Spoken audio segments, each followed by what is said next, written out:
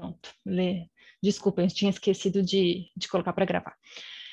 Tá, então a família, ela é viva. Isso significa que o tempo inteiro ela está em mudanças e fazendo interações com seus contextos, com o meio onde ela está. Então, só um minuto aqui. Ela tem fronteiras, essa família.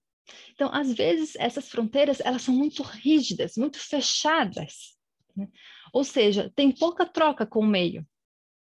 Às vezes, então, são famílias que as pessoas têm dificuldade de sair, de casar e sair de casa, ou de trazer novas pessoas para essa família.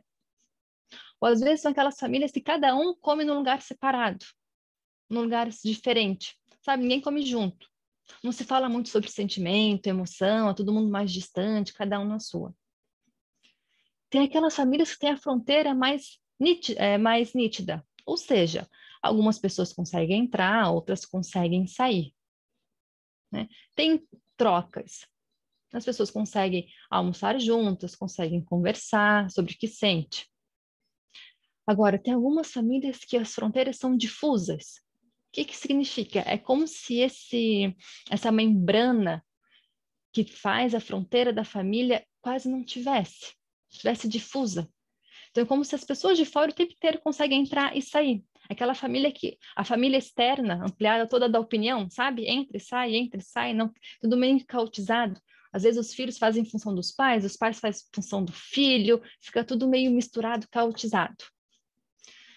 Por que eu estou falando de fronteira? Que não é o tema da aula de hoje. Estou falando de fronteira para vocês verem, né? E de sistemas, quantos elementos fazem parte para a gente pensar uma família. Fora as crenças da família, os mitos, por exemplo, o sobrenome. Meu sobrenome é Pérez, é Gerlane Pérez. O que significa ser da família Pérez? Quando eu falo a família Pérez o que isso é? A Andréa Matos. O que significa ser da família Matos? A Júlia Seibit, não sei se é assim que se pronuncia. O que significa ser da família Seibit? A Bianca, ali da família Nicolau, a Andressa da Veleda. O que significa ter este sobrenome? Eu vou inventar aqui, tá? A família Pérez é aquela que coloca a família acima de qualquer coisa. Então, eles podem todo mundo se brigar, mas na hora que um precisa, a gente vai se ajudar. A família Pérez é aquela que os filhos mais novos têm que ficar em casa. Um vai cuidar dos pais. E os filhos mais velhos, eles têm que sair para explorar. Tem alguns mandatos aí. Então, só para vocês pensarem nos números elementos que fazem parte de uma família, né? E aí, para pensar na complexidade ou na dificuldade que se é manter uma homeostase. Porque a homeostase é a relação desse monte de elemento das pessoas, das fronteiras, das relações, das dinâmicas, das crenças, dos mitos.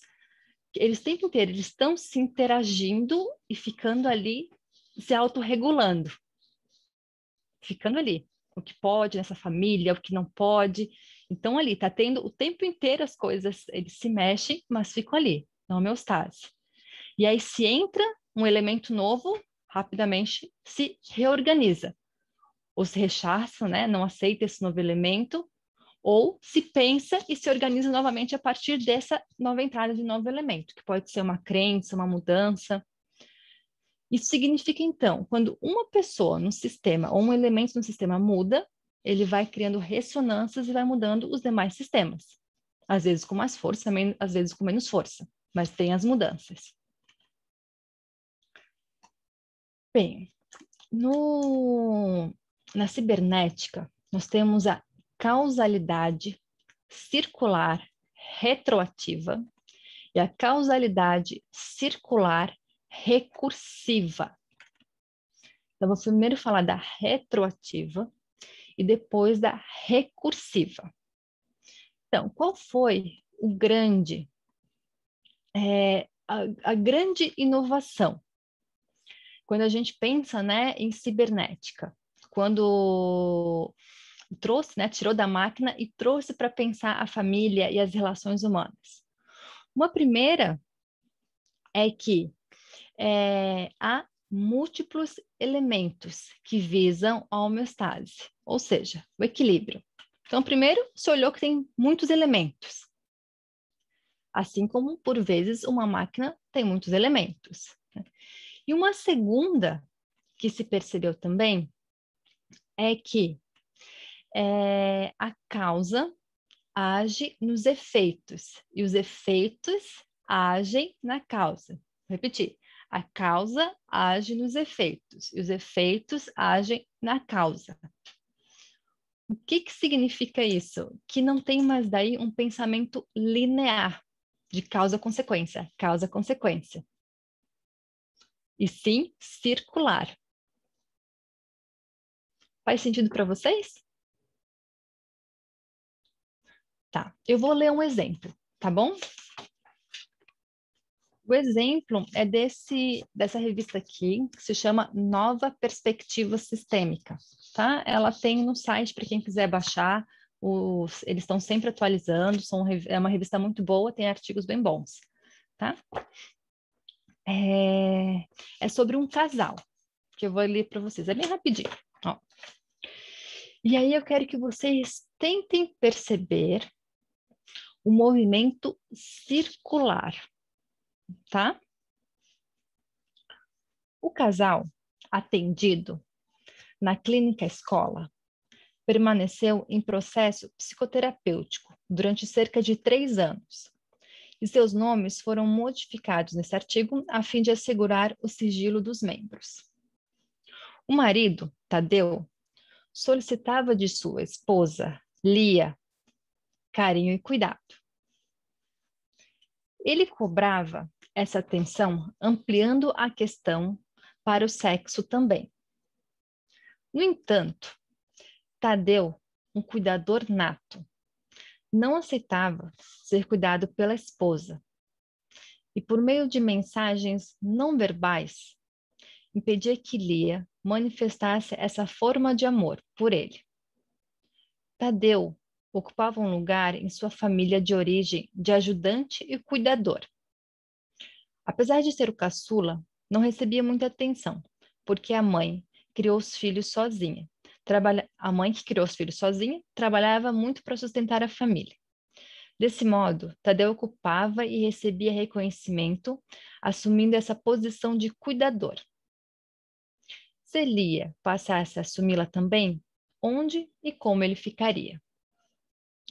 A esposa, por sua vez, rejeitava o pedido verbal de Tadeu, pois devido a questões relacionadas à sua história familiar, acreditava que não podia se apegar a ninguém, porque temia ser mais uma vez rejeitada. Lia era bastante distante. Deixa eu só tomar uma água.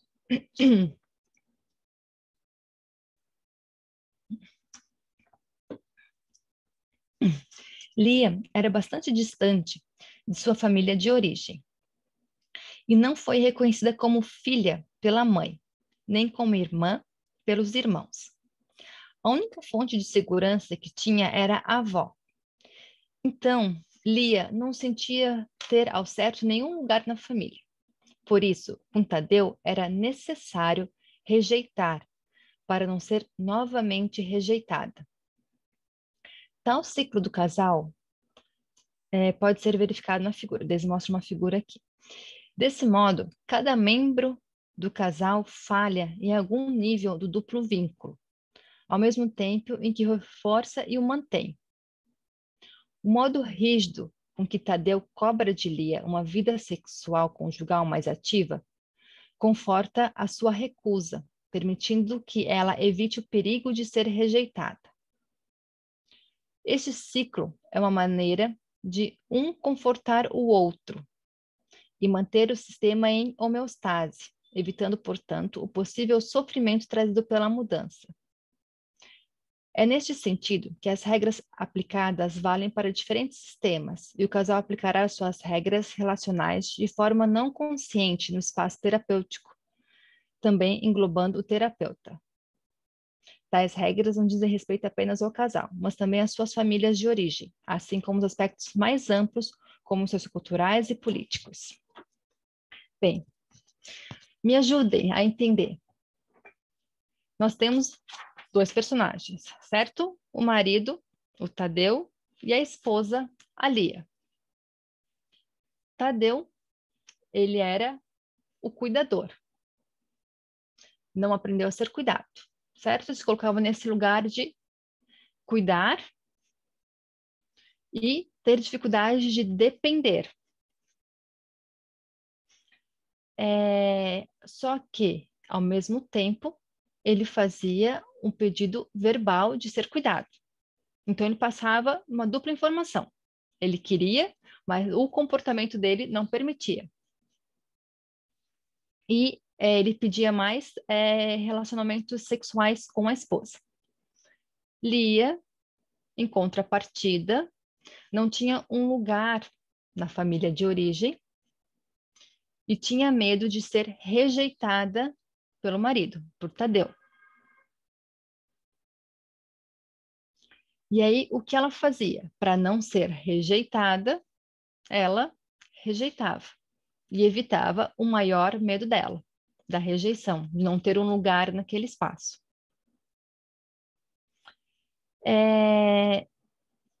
Os dois estavam revivendo as suas dinâmicas originais, lá da sua família. Então, eles estão em homeostase. Não quer dizer que a homeostase seja boa, né? Por exemplo, saindo um pouco desse exemplo aqui do caso e já voltando para ele, às vezes as pessoas, porque essa família briga muito. Às vezes, a forma de se autorregular tem que ter uma briga. Eles brigam, por mais que o pedido seja não brigar. Mas a homeostase naquela família é a briga, é a discussão. Aquela discussão, aquela briga, às vezes está protegendo alguma outra pessoa. E aí, como proteção, mantém-se a homeostase. Ou às vezes, né, coloca o sintoma em uma pessoa, sendo ela ali o bode expiatório, e faz-se seguir a homeostase. Então, aquelas brigas com aquela pessoa vai continuar, para ter aquela homeostase da família. Por mais que eles continuem questionando e se brigando. Então, percebam que tem aí um pedido ambivalente. Está ficando isso claro para vocês? Está confuso? Me escrevam alguma coisa, me falem alguma coisa para eu ter ideia se está fazendo sentido. Faz muito sentido, prof. Só que é uma questão que faz inconsciente, né? Isso, inconsciente, exatamente. A pessoa, vamos dizer, ela só vai perceber a partir de uma terapia ou de um conhecimento profundo de uma técnica, sei lá, porque é inconsciente essa questão. Ele Uhum, sabe o que ele isso. quer, por exemplo, né, aqui o Tadeu, ele sabe que ele quer ser cuidado, ele diz que quer ser cuidado, mas ele não se deixa cuidar, porque ele traz isso já da família. E ela, Uhum, por ter sido rejeitada, ela rejeita porque ela tem medo que se ela, digamos, ser bem recebida pelo Tadeu, digamos, ela possa ser rejeitada. Então, ela, para evitar de ser rejeitada, ela rejeita antes, é isso? isso. E Uhum. aí forma um ciclo. Um círculo que Um vai. ciclo. Isso. Uhum. Bem Isso. interessante, bem Eu interessante. rejeito para não ser rejeitada, né? Uhum. Aí ele fica na posição de quem cuida, e aí cuida dela, ela se sente cuidada, e aí rejeita ele e ficam nesse ciclo. Uhum. E Exato. esse ciclo, por mais que tenha reclamação, tá na homeostase, está tudo certo, Uhum. Tá no equilíbrio. está no equilíbrio, exatamente. Só que por vezes as pessoas querem mudar, né? Então, toda a família que vocês vão atender, ou casal que vocês vão atender, eles têm dois pedidos. O pedido da mudança e o pedido de quero mudar sem precisar ser mudado, sem precisar fazer nada, porque também não sei fazer diferente.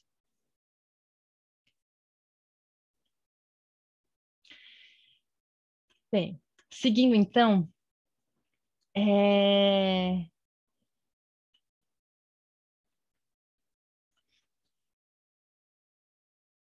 Se ficássemos no sistema da máquina, a gente ficaria assim, né?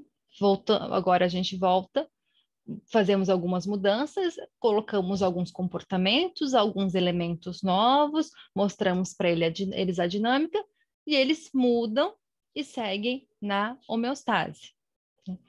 O que que é? Tem feedback positivo e o feedback negativo. Feedback positivo é quando as pessoas ou as famílias seguem fazendo da forma que estão e se multiplicando aquilo. Tá ligado com os prazeres, com os desejos, como eu posso dar o exemplo? Por exemplo, né, tem o efeito, acho do próprio texto, não sei de qual texto, mas o efeito da moda, né? A tendência de uma causa de ganhar apoio, simplesmente devido ao crescente número de adeptos, né? E aí a moda vai crescendo, né? Olha, esse aqui é semana, esse mês todo mundo usando bota, então vamos usar bota também. E aí vai crescendo isso, né? Ou então o comer, né? A família que vai comendo, come, come. Ou então sair de casa, né? Sair, festejar, curtir. Só que ao mesmo tempo a gente tem que ter o feedback negativo, que são as regras. Né? A gente tem que, no comer, não, você pode comer até aqui. No sair, festejar, tem que ter um limite, que é o de cuidado. Tá? Qual momento estou me colocando em risco, qual momento não estou mais me colocando em risco. Né? Então, o feedback negativo é o que segura. É aquilo que dá contenção, vai dando limite, que vai segurando. E o positivo é o de ir. Se a gente tivesse, por exemplo, na ecologia só positivo, o tempo inteiro vai estar se reproduzindo, por exemplo, nos animais, né? Teriam muitos animais. Mas aí a gente tem o negativo que tem um equilíbrio, né? Ecológico. O leão que mata né, as zebras, que come tanto de capim, e está tendo daí um equilíbrio. Então, o feedback positivo e o negativo, eles vão entrando ali em equilíbrio, em homeostase.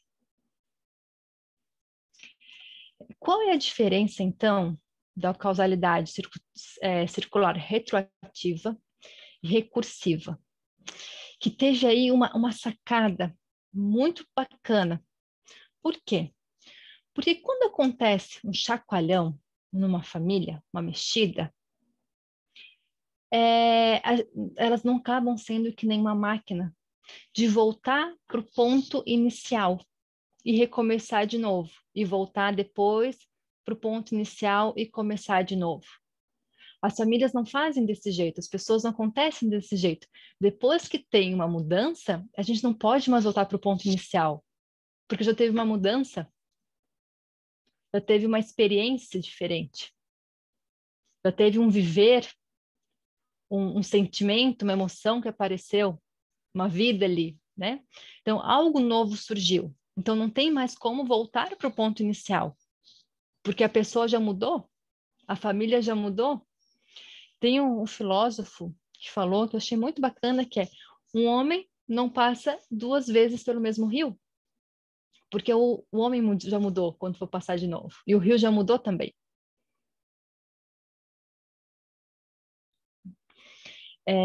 Por exemplo, nessa família do Tadeu e da... Qual era o nome dela? Da Lia. Quando eles trazem isso, só o fato, por vez de eles relatarem isso, e o terapeuta mostrar a dinâmica, já é um fato novo, um elemento novo que pode mudar esse sistema. Porque agora, com base nisso, o que eles vão fazer? Sabendo, ele vai ter que tomar uma decisão, se ele vai se colocar para depender ou não.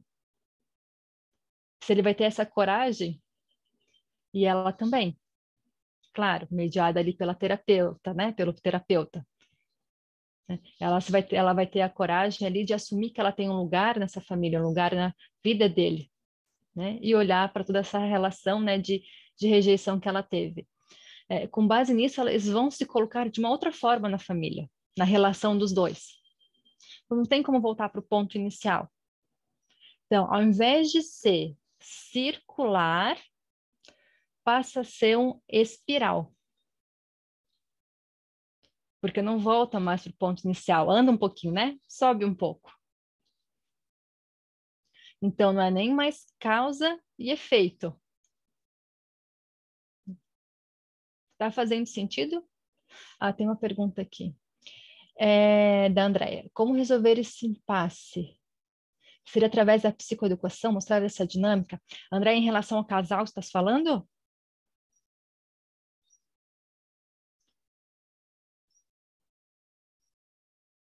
Isso. Bem, tem muitos caminhos, tá?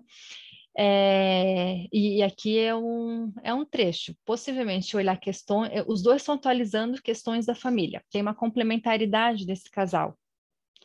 Porque a gente não escolhe os nossos parceiros à toa, né? Quando a gente escolhe nossos parceiros é porque a gente está atualizando alguma coisa, está complementando alguma coisa, tá? E muitas coisas, na verdade, às vezes não é só por uma coisa, né? São vários complementos que a gente tem com os parceiros. Bem, mostrando essa dinâmica, pensando com eles formas diferentes de se colocar na relação e principalmente trazendo a emoção. Tem uma forma que eu acho muito bacana na terapia de casal, de trazer a emoção, é fazendo duplo. Vocês já escutaram sobre o duplo? Não? O duplo tem que saber fazer, né? Tem que estar bem aquecido para isso. Mas por vezes os casais ficam, né? Um fala, porque ele faz isso, porque ela faz aquilo, ou ele faz aquilo, ou ele faz aquilo outro. Então, fica na queixa. E por mais que a gente fale, olha, aqui é para falar de si, não do outro. Nas primeiras sessões é muito difícil. Geralmente eles querem ir lá e ficar falando do outro, e fala. Mas aí a gente retoma a regra, né? Não, aqui você vai falar de você, como você sente, como que é para você, o quão difícil é para você. E aí, o que é o duplo? O duplo, o terapeuta se coloca no lado de um e fala como se fosse uma parte dele falando. Como, por exemplo, se eu fosse aqui o Tadeu falando para a Lia. Eu vou inventar aqui, tá? Se eu fosse fazendo uma parte do Tadeu enquanto terapeuta. Sabe, Lia, para mim foi muito difícil ver a minha mãe trabalhar e eu ter que me cuidar sozinho. E eu não aprendi a fazer isso. E quando tu me rejeitas, eu lembro da minha mãe me rejeitando também, né? Eu sei que ela não me rejeitou porque ela tinha que trabalhar, mas a sensação era dessa, de que ela não podia ficar comigo.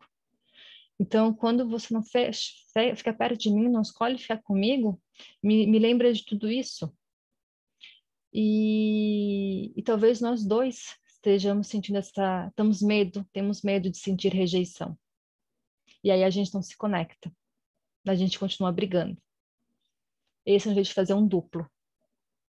Aí a pessoa vem falar, faz todo sentido, ou ela vai começar a chorar muito, ou ela vai falar, não, Gila, não tem nada a ver isso que você está falando. Tá? Ou ela vai falar, não, é um pouquinho isso, um pouco mais, e vai ampliar. E aí ela vai falar por ela. Temos um novo aluno. Essa técnica a psicóloga fala para a esposa ou para o Tadeu mesmo? Depende.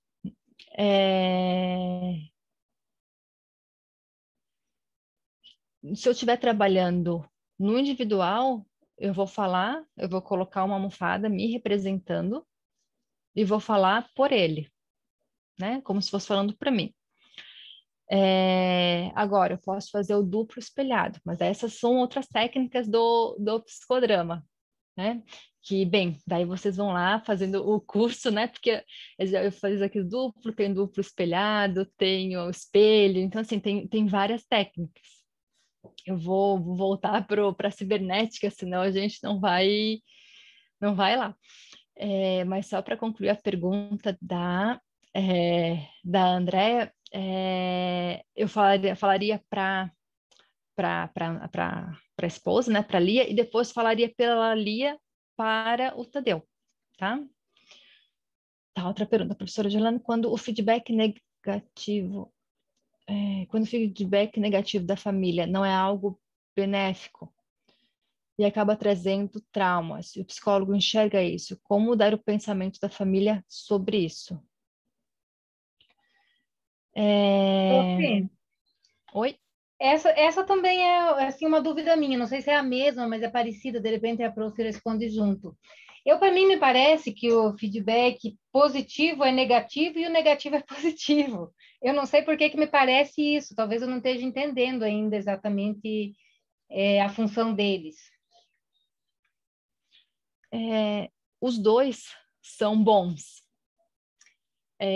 Os dois são importantes, são necessários e são preciosos. A gente precisa dos dois, do negativo e do positivo.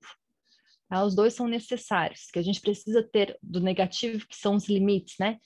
O limite, o não, o autocontrole, precisa. Né? E precisa do outro também, do positivo de ir, né? Da autonomia, do fazer, do ir. Então, por isso é uma regulação. Os dois são bons, os dois são necessários. E a pergunta da Rebeca aqui, Rebeca, tu tens algum exemplo? Porque senão eu vou pensar em algum exemplo aqui, mas se tu tiveres algum, já estejas pensando, seria melhor que eu já dou, né, a resposta em cima do teu exemplo. É, assim, um exemplo mesmo, estou pensando agora, mas pode ser tipo quando a pessoa ela acredita que a sexualidade dela não é algo ruim, mas a família acredita em si que é algo ruim. E eles ficam direto reforçando isso, criticando, dizendo que não é certo, e a pessoa acaba absorvendo aquilo como um trauma. Então, como mudar o pensamento da família? Porque é algo gerado de crenças, né? Enfim, é isso. Eu pensei nesse exemplo, mas pode falar o seu. Rebeca, nós duas pensamos no mesmo exemplo, tá? E eu posso até provar que eu tenho anotado no meu checklist do Word que a gente pensou a mesma coisa.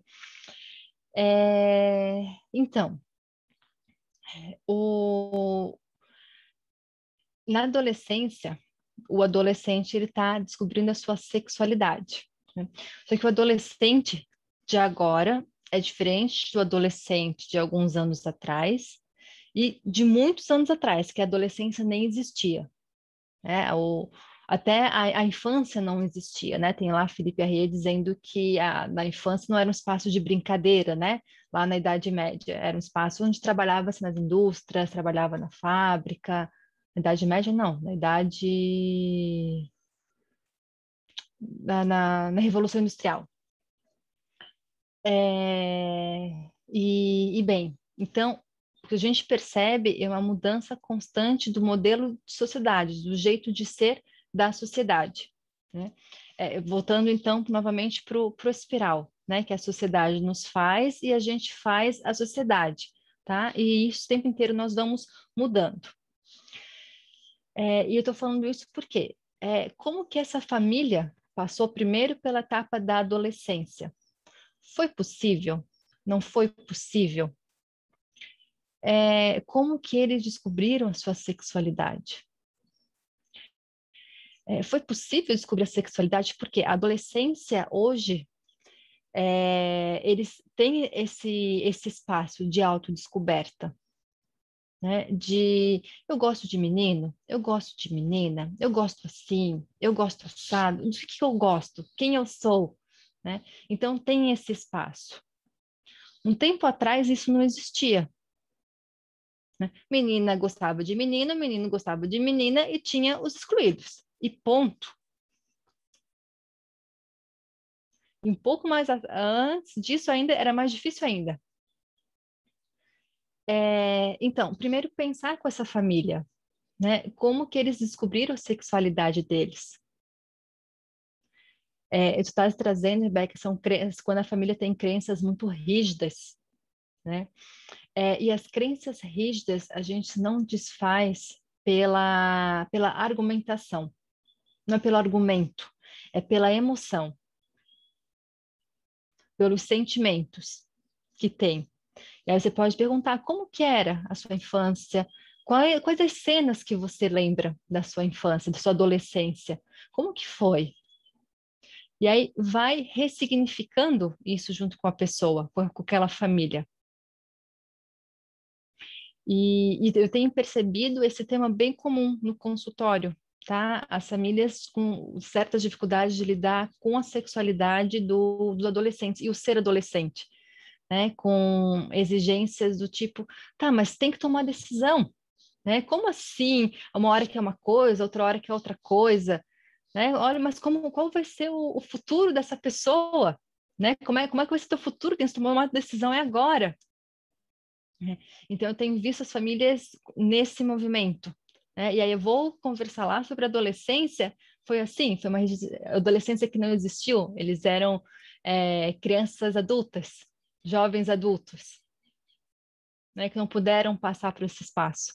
E que às vezes estão atualizando coisas deles, se vendo nos filhos. E às vezes até atualizando promessas que fizeram para si mesmo. Ah, quando eu for pai, quando eu for mãe, eu vou fazer exatamente o que meus pais fizeram, eu vou fazer o oposto que meus pais fizeram. Então vai entrando nas crenças dessa família também. Ficou claro, Rebeca?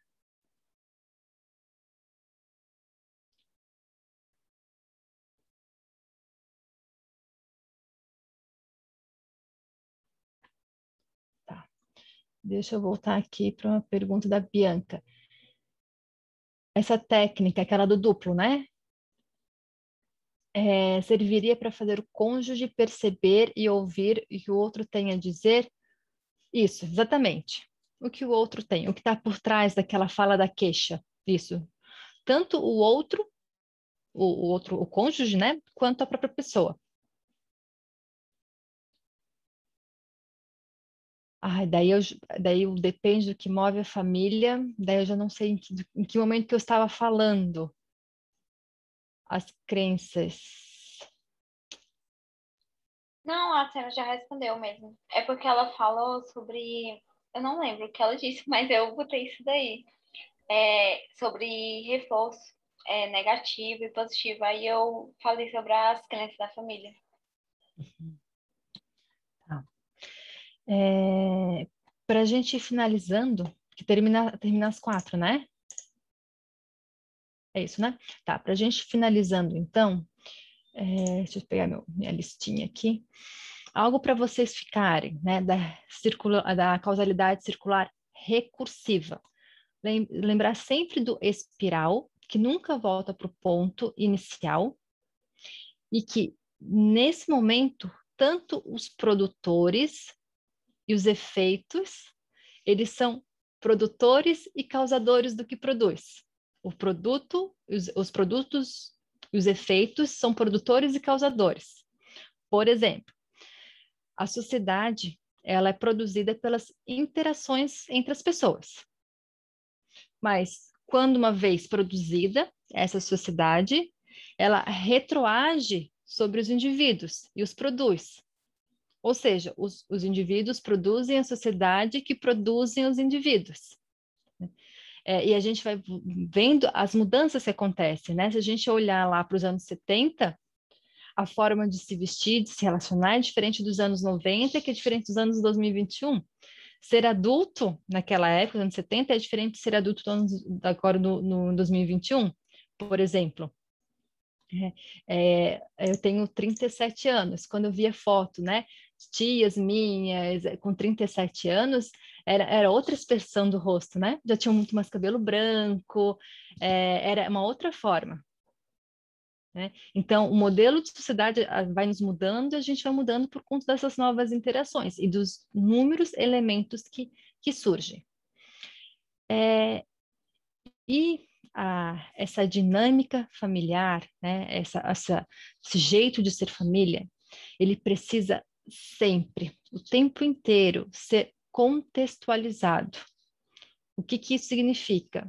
Que a dinâmica familiar ela vai estar dentro de um contexto, ou seja, contexto comunitário, cultural, social, político.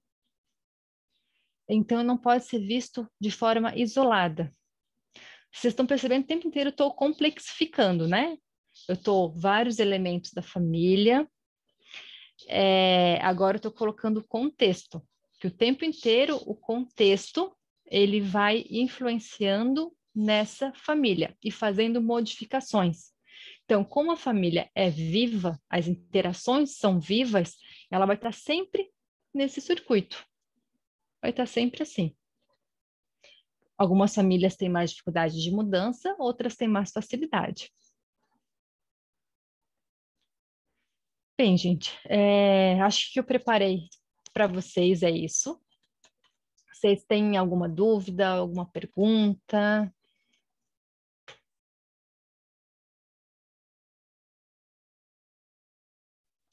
Repetir o nome da revista, é Nova Perspectiva Sistêmica. Para mim ficou bem claro, prof. Foi maravilhoso. Obrigada. Quem que foi que falou? Eu. A Silene. Perspectiva. Porque é um tema difícil, cibernética, né? Mas eu acho que ficou mais claro agora para vocês, não? Tá. Pessoal, foi um prazer conhecê-los e conhecê-las. Espero ver esses rostinhos, né? O nome de vocês em outros momentos. Desejo aí um bom sábado, um bom domingo, bom final de semana. Um beijo para vocês.